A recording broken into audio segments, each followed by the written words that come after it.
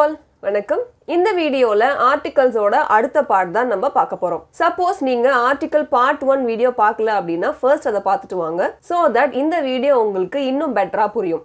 Articles 1 வீடியோவோட link வந்து description பாக்ஸ்ல மென்ஷன் பண்ணிருக்கோம். ஸோ அந்த வீடியோ ஃபர்ஸ்ட் பார்த்துட்டு நெக்ஸ்ட் இந்த வீடியோ வந்து பாருங்க. ஓகே, இப்போ ஆர்டிகல்ஸ் பார்ட் 2 வீடியோவில் நம்ம என்ன பார்க்க போறோம் அப்படின்னா கேட்டகரிஸ் ஆஃப் ஆர்டிகல்ஸ் என்னென்ன, அதில் என்னென்னலாம் வரும் அண்ட் அது எங்கெல்லாம் யூஸ் பண்ணணும் பண்ணக்கூடாது அப்படிங்கிறத பார்க்க போறோம். ஸோ கேட்டகரிஸ் ஆஃப் ஆர்டிகல்ஸ் அப்படின்னு சொன்னாலே ரெண்டு விஷயம் இருக்கு. ஒன்று இன்டெஃபினைட் ஆர்டிகல், இன்னொன்று டெஃபினைட் ஆர்டிகல். ஸோ இந்த ரெண்டுத்துல தான் நம்ம என்னென்ன வரப்போகுது, என்னென்ன ஆர்டிகல்ஸ் நம்ம எங்கெங்க யூஸ் பண்ணணும் அப்படிங்கறத நம்ம பார்க்க போறோம். ஸோ ஃபர்ஸ்ட் வந்து இன்டெஃபினைட் ஆர்டிகல்ல என்ன வரும் அப்படிங்கறத பார்க்கலாம். இன்டெஃபினைட் ஆர்டிகல்ல வரக்கூடிய ரெண்டு வந்து ஒன்று ஏ, இன்னொன்று ஆன். இது ரெண்டுமே எதை குறிக்கும் அப்படின்னு பார்த்தீங்கன்னா ஜென்ரல் நவுன்ஸை குறிக்கும். அதாவது நான் ஸ்பெசிஃபிக் நவுன்ஸ், பர்டிகுலரா இதுதான் அப்படின்ட்டு இல்லாத நவுன்ஸ் எல்லாம் குறிக்கிறதுக்கு தான் ஏ ஆர் ஆன் யூஸ் பண்ணணும். ஸோ இப்போ ஏ அண்ட் ஆன் வந்து இன்னும் டீட்டெயிலாக அதை பற்றி பார்க்கறதுக்கு முன்னாடி vowels and consonantsல என்னென்னலாம் வரும் அப்படிங்கறத நம்ம தெரிஞ்சுக்கலாம். ஸோ vowels அப்படின்னு சொன்னாலே இந்த 5 லெட்டர்ஸ் தான் வரும். ஏ, இ, ஐ, ஓ, யூ. ஸோ இந்த 5 தான் நம்ம vowels அப்படின்னு சொல்ல போறோம். ரிமைனிங் இருக்கிற லெட்டர்ஸ்லாம் கான்சனன்ட்ல வரும். ஸோ இந்த ஏஇ, ஐஓ, யூவை தவிர மிச்சம் என்னெல்லாம் இருக்கோ அதெல்லாம் கான்சனன்ட்ல வரும். ஸோ அடுத்து வந்து இப்போ நம்ம ஏ எங்க யூஸ் பண்ணும், ஆன் எங்க யூஸ் பண்ணும் அப்படிங்கிறத பார்க்கலாம். ஏ எங்க யூஸ் பண்ணுவோம் அப்படின்னா ஒரு கான்சனன்ட் சவுண்டு தரக்கூடிய ஒரு வேர்ட். ஃபர்ஸ்ட் லெட்டர் எடுத்தீங்க அப்படின்னா அந்த லெட்டர் வந்து ஒரு கான்சனன்ட் சவுண்டு கொடுக்கணும். அந்த மாதிரி வேர்ட்ஸுக்கு முன்னாடி நம்ம ஏ அப்படின்ற ஒரு லெட்டரால டினோட் பண்ணணும். For example chair. ஸோ இப்போ இந்த இடத்துல அந்த லெட்டர் வந்து கான்சனன்ட் லெட்டர் தான். சின்றது சேர்ல சின்ற லெட்டர் கான்சனன்ட் லெட்டர் தான். அது கொடுக்கக்கூடிய சவுண்டு வந்து கான்சனன்ட் சவுண்ட், vowel sounds கிடையாது. ஸோ இந்த மாதிரி இந்த கண்டிஷன்ஸ்லாம் சாட்டிஸ்ஃபை ஆகுறதுனால இந்த இடத்துல நம்ம ஏன்ற ஒரு வேர்ட் யூஸ் பண்ண போகிறோம். ஸோ சேர்.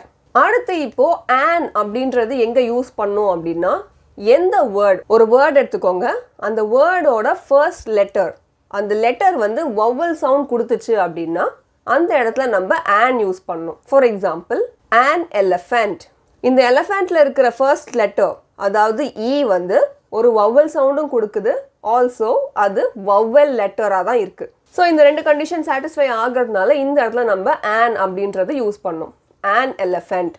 இன்னொரு முக்கியமான விஷயம் என்ன அப்படின்னா சில எக்ஸப்ஷனல் கேசஸ் தான் இருக்கு.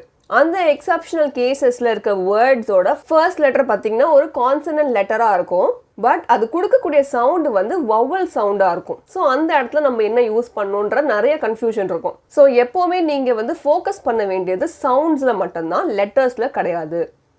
எந்த ஒரு வேர்டு எடுத்தாலும் அதோட ஃபர்ஸ்ட் லெட்டர் வந்து என்ன சவுண்டு கொடுக்குதுன்னு பார்க்கணும். கான்சனன்ட் சவுண்ட் கொடுத்துச்சு அப்படின்னா அது ஏ, அங்கே ஏ யூஸ் பண்ணும். vowel சவுண்ட் கொடுத்துச்சு அப்படின்னா அங்கெல்லாம் ஆன் யூஸ் பண்ணும். ஸோ நீங்கள் வந்து லெட்டரை பார்த்துட்டு இங்கே ஏ ஆர் இங்கே ஆன் யூஸ் பண்ணும் அப்படின்னு சொன்னீங்கன்னா சில இடத்துல அது தப்பு வரும். இங்கே நம்ம பார்த்த எக்ஸாம்பிள்ஸ் வந்து சேர் அண்ட் எலிஃபண்ட் வந்து ரெண்டு கண்டிஷனுமே சாட்டிஸ்ஃபை ஆகுது. சேர்ன்றது வந்து கான்சனன்ட் லெட்டரால் ஸ்டார்ட் ஆகுது, கான்சனன்ட் சவுண்டும் கொடுக்குது.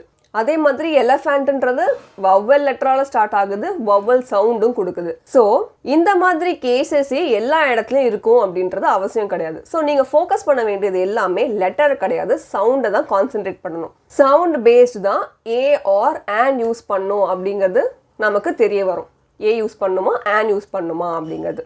ஸோ இப்போ நான் வந்து சில வேர்ட்ஸ்லாம் சொல்லுவேன். இந்த இடத்துல வந்து எந்த ஆர்டிக்கல் யூஸ் பண்ணும் அப்படிங்கிறத நீங்கள் வந்து காமெண்ட்டில் காமெண்ட் பண்ணுங்கள். First word pig, second mug, third apple, fourth jacket and fifth orange.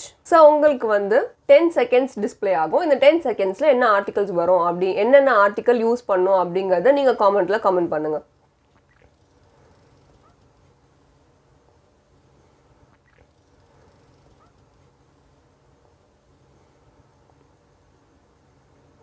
இதுக்கான answers pig, mug, an apple, a jacket, an orange.